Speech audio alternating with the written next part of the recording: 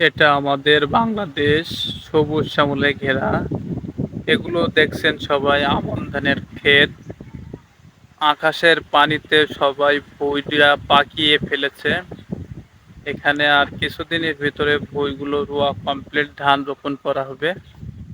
আসলে ভিডিওটা কেমন হয়েছে জানাবেন। আর আকাশের প্রকৃতিটা অনেক সুন্দর লাগছে আজকে। আপনারা হয়তো দেখতে পাচ্ছেন।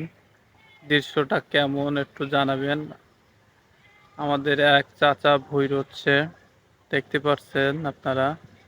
কৃষক মাঠে চাষ করছে, আর এই কৃষকের মূল্যই আমরা দিতে পারি না অনেকে সবাই। কারণ আমাদের উচিত সবাইকে কৃষকের মূল্য দেয়া।